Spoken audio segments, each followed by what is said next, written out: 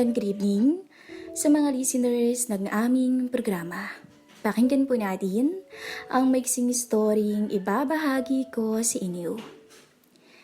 You can call me Brenda. I'm 37 years old and a doctor sa isang ospital dito sa Kalakhang, Maynila. I'm actually a surgeon at sa profession ko nakilala ang mister kong si Roger. Isa siyang anesthesiologist. Madalas kaming magka-partner sa tuwing may mga operation sa ospital. Kaya masasabi mo ring madalas kaming magkasama. Sa 7 years naming magkasama bilang mag-asawa, ay hindi naman nagkulang sa akin ang mister ko. May 2 kaming anak at nag-aaral sa magandang paaralan. Ang mister ko naman kahit pabisi sa trabaho ay hindi pa rin nakakalimutang lambingin ako. Kahit magkasama kami sa bahay ay madalas pa rin niya akong batiin sa duty. Isorpresa ng yakap at halik. Wala na akong hahanapin pa at talagang maligaya na ako sa piling ng aking asawa. Pagdating naman sa kama ay aktibo pa rin naman kami. Pero dahil na rin sa trabaho, ay hindi masasabing madalas na katulad ng dati. Nasanay na rin naman kami at nasasatisfy pa rin naman ako ng mister ko. Kahit daddy body na siya, ay malakas pa rin ang kanyang resistensya dahil madalas siyang mag-ehersisyo. Ganon rin naman ako. Hindi ko hinahayaang hindi maging fit ang katawan ko. Isa sa assets ko ang pagkakaroon ng magandang hubog, lalo na sa abdominal area. Kaya kahit sakto lang ang kalusugan ng hinaharap at likuran ko, talagang lumalabas raw ang pagkahad ko dahil sa hugis ng bewang ko, ang sabi ng mister ko. At minsan ay hindi ko rin naman naiiwasan ang magkaroon ng mga secret admirers. Hindi naman ako kagandahan, Diyos ko, pero ilang beses kong narinig na kamukha ko raw si Patricia Javier, pero tinatawanan ko na lang. Nariyan ang may mag-iiwan ng message sa office ko. Flowers, gifts, at mga emails. Alam ko namang nasa ospital lang din sila. Rare ang magkaroon ako ng maliligaw na pasyente or kasama ng pasyente. Pero dahil alam nilang may asawa na ako, tumitigil na rin sila. I'm very happy with my husband and I could not ask for more. Matapos ang isang matagal na operasyon, ay nagpasya ako at ang mister ko na magpahinga sandali sa lounge area ng surgical ward. Medyo kritikal ang pasyente at natapos na ang aming operasyon magagabi na. Sa pagod ay hindi ko na natanggal ang hairnet ko at nakaupo na lang ako sa brown na sofa at nakatitig sa TV pero hindi ko maintindihan ang palabas. Mukhang pagod na pagod ka, Han. Lumapit sa akin si Roger at may dalang bote ng iced tea. Umupo siya sa tabi ko at hinalikan pa ang noo kong pawisan. Gumiti lang ako. Hindi ako gaanong makasagot. Ang sarap ipikit ng mga mata ko. Idinikit ko ang malamig na bote ng iced tea sa gilid ng noo ko. Thanks, Han. Sagot ko naman sa kanya. Masakit ba ulo mo, Han? Tanong niya. Ay, hindi naman pero stress lang ako sa OJT kanina. Ang tagal i-close ng ugat. Naku, hindi ko alam kung saan ba nag-aral ang batang yun. Ay, nagsimula na naman ang bibig ko. Pero wala Stress talaga ako. Pagpasensyahan mo na, Han. She's young at kakaunti pa lang ang experience niya. Lahat naman tayo dumadaan sa ganyan, di ba? You're just stressed out. Baka gusto mo munang magpahinga saglit sa office mo, Han. Siguro nga, Han. Hello po, Doc Roger. Kukunin ko lang po yung basura. Biglang nagsalita si Mando, ang janitor sa floor namin. Oh, ayan. Tamang-tama. Mando, halika rito at may kailangan ako sa'yo. Wika ni Roger at lumapit naman ang binata. Matipuno ang katawan nito at kayumanggi. Sakto lang din ang mukha niya kaso medyo maraming tagyawat. Sa trabaho ba naman niya ay talagang magkaka-pimples ka? Ano po yun, sir? Tanong niya.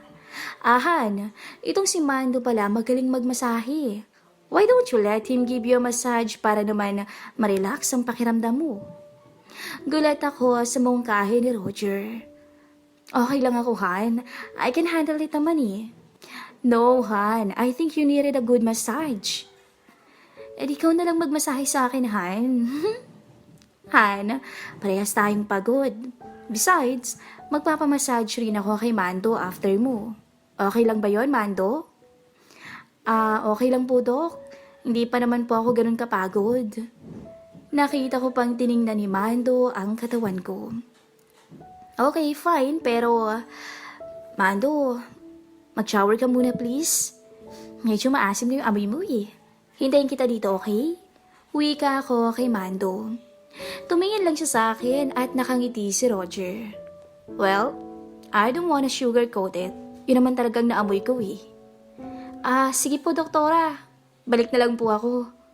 Ramdam ko ang medyo nahihiyang boses ni Mando bago ito umalis. Ay, nagsisimula na naman ang pagiging masungit mo, Hana. Well, may naamoy naman talaga ako, Han. Ayoko namang mga misuka kami sa loob ng office ko, no? Okay. After 20 minutes, ay bumalik na si Mando. Naamoy ko pa ang cheap cologne nito. Hinayaan ko na lang at least mukhang mabango naman siya.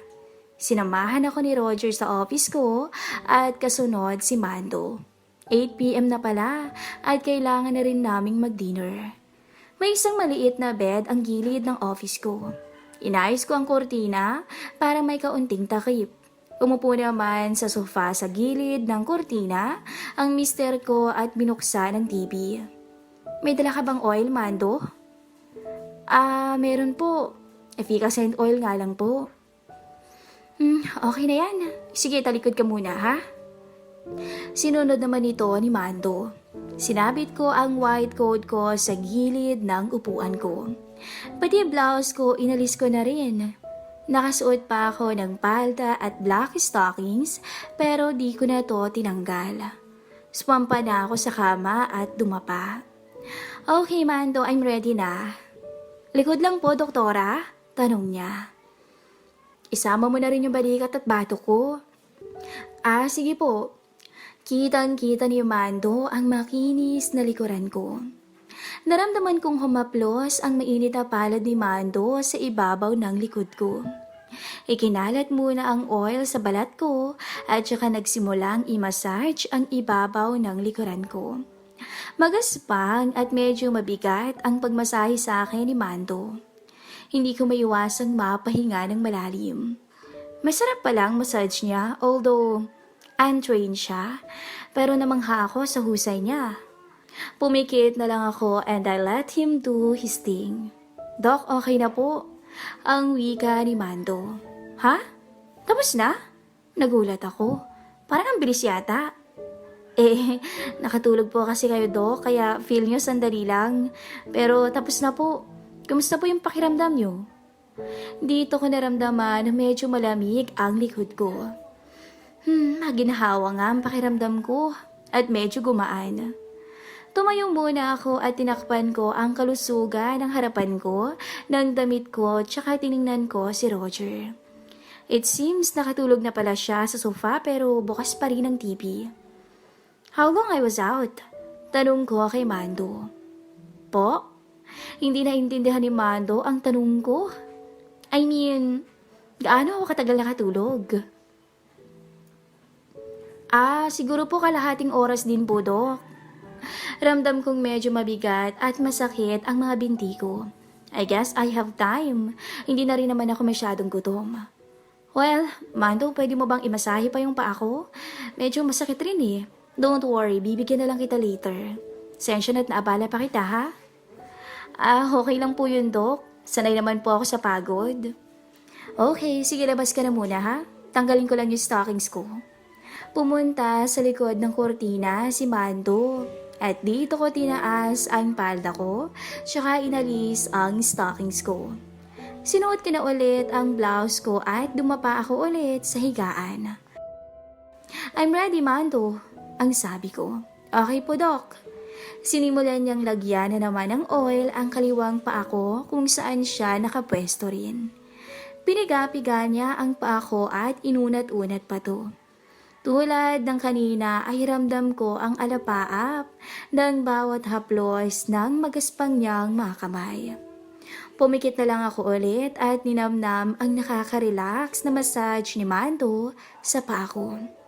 Hanggang sa hindi ko na lang namalayang umakyat na pala ang mga kamay niya sa bandang tuhod ko.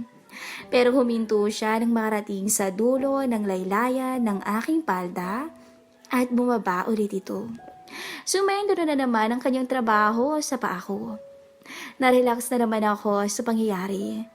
Subalit medyo nagising ako nang unti-unting narating niya ang ilalim ng palda ko. Napabitiw ako ng maikling pigil na boses. Munti ko nang sabihan huminto siya dahil medyo may pagkapangahas na ang kanyang ginagawa. Pero hinayaan ko naman din kasi hindi ko naman maitatangking nakakabuhay ng diwa ang dulot nito sa akin. Muli ay umakyat palalo ang paghaplos ni Mando. Dito na ako kinabahan. Ano ba to? Nasa bandang gitna ng hita ko ang naaabot niya. Mando, masyadong mataas na yata ang kamay mo. Ang wika ko. Sensya na po, Dok. At bigla siyang huminto at nagtagal siguro ng ilang minuto sa binti ko. Naramdaman ko siyang kumilos at lumapit banda sa bewang ko. Dahil nakatapa ako at nakarelax ang kamay ko sa gilid ng katawan ko, nagulat na lang ako nang idikit ni Mando ang harapan ng kanyang short sa akin. Kinagulat ko. Ang bilis nagtibok ng puso ko pero hinayaan ko pa rin siya. Hinahayaan ko siyang magpakasasa sa akin. At nasa likod lang ng kortina ang mister kong natutulog. Sinubukan ni Mando na abutin ang aking iniingatang bagay mula sa aking suot. Pero pumalag ako. Okay na yan, Mando. Doon ka naman sa kabila. Ang utos ko sa kanya. Medyo paus pa ang boses ko. Hindi ko alam ang sasabihin ko. Kinakabahan talaga ako. Dapat sana pinatigil ko na si Mando pero ano ba tong nasabi ko at inutusan ko pa siyang lumipat sa kabilang pa ako. Lumipat ng pwesto si Mando. Tulad ng nauna, dinikit niya ulit ang umbok sa kamay kong nasa gilid ng katawan ko. Hindi ko na napapansin ang kanyang pagmassage sa paa ko dahil nakafocus na ako sa kanya. Seriously, ang lakas ng loob ng batang to. His mid-20s if I guessed correctly. Nakasuot siya ng manipis na trouser kaya talagang dama ko ang bagay na yun. Medyo mabigat din pala ang kanyang hininga. Kinakabahan rin siya. Pero I don't know what really went inside my head pero bigla na lang akong napahaplos na rin sa kanyang harapan. I guess Mando got the hint na nag-iinit na ako. Wala na tong hiya-hiya. At biglang ibinukas niya ang aking mga binti. Oh my, isa tong malaking pagkakamali. Bakit ko siya hinahayaang gawin ang mga bagay na to sa akin? Pero bakit parang gusto ko siyang pagbigyan? Maya-maya ay hindi ko na napigilan si Mando nang hawiin niya ang munting telang panloob ko at pumwesto sa aking harapan. Naramdaman ko na lang na binaba niya ang zipper ng trouser niya. Tumingin ako sa kanya. Nagkatitigan kami. Napakagatlabi ako sa kanya at ngumiti sa akin. Pumikit ako ulit at sa puntong yon ay hinayaan kong makuha niya ako ng buo.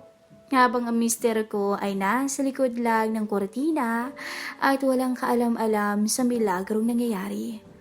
Grabe, never in my dreams na bibigay ako sa isang janitor at masahista. Iniyakap ko ang mga binti ko sa likod ng bewang ni Mando.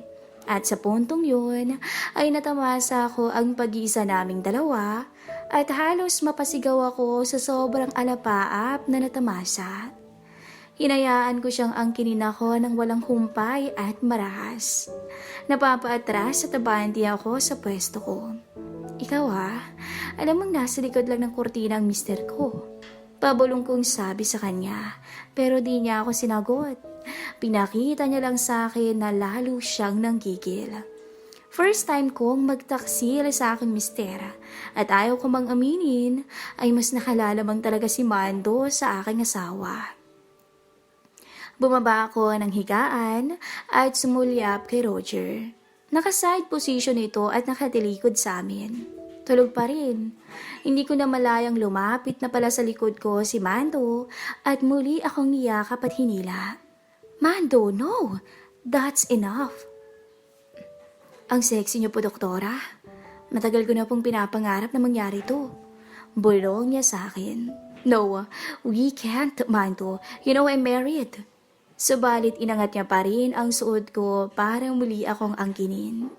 Gusto kong pakawala ng aking boses na tila lulong na sa rurok pero hindi pwede. Magigising ang husband ko. Malalaman niyang pumatol ako sa janitor ng ospital. Napakagatlabi na lang ako pero hindi ko iniiwasang mapapasigaw pala ako. Han? Shit, si Roger. Mabilis akong nag-ayos.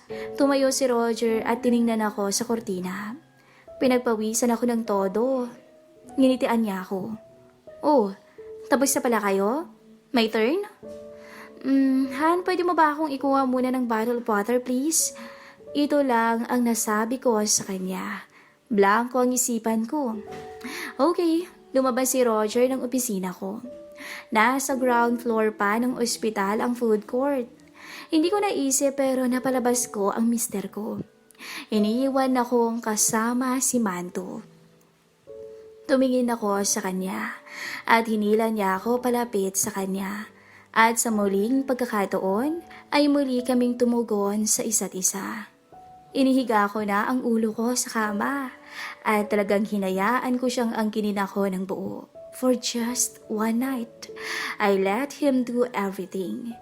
Sinubukan niyang humalik sa akin pagkatapos pero pinigilan ko siya. My lips are for my husband, Mando. I think nakuha mo na ang gusto mo. Hinayaan kitang makuha ko ngayong gabi, but this will be the last. Now, linisin mo na yung kalat natin, okay? Okay po, Doc. Inabutan kami ni Roger na nagmamap na si Mando sa floor. Nilinis ang bakas ng aming kasalanan. Ako naman ay nakaupo lang sa sofa at nanunood ng TV. Nakangiti si Roger nang ibigay sa akin ng tubig. Kumusta ang massage-han? Sabay halik niya sa noo ko. It was good. Sumulya pa ako kay Mando. Nakatalikod lang ito sa akin. Amando, maybe next time na ako magpamasahe ha? Ito pa daw, sensya na sa abala. Binigyan ng pera ni Roger si Mando. Naku sir, wag na po. Okay lang po. Tanggapin mo na Mando, you did good. Sabi ko naman sa kanya at dito na niya tinanggap ang pera. So, Han, shall we? Aya sa akin ni Roger para mag-dinner. Ngumiti ako at hinalikan ko siya sa labi. Hindi ko in-expect na magpapadala ako sa aking kahinaan. Pinagsisisihan ko ba to? I don't know. Nag-enjoy ako. Dapat ko bang ipagtapat sa husband ko ang nangyari? Siyempre hindi. But will it happen again? Hindi ko masasabi. I don't know what will happen next. But what I am sure of, I'm different now than I was before. Isang kakaibang uhaw ang nabuhay ngayon sa aking pagkatao. Hanggang dito na lang po ang ating story.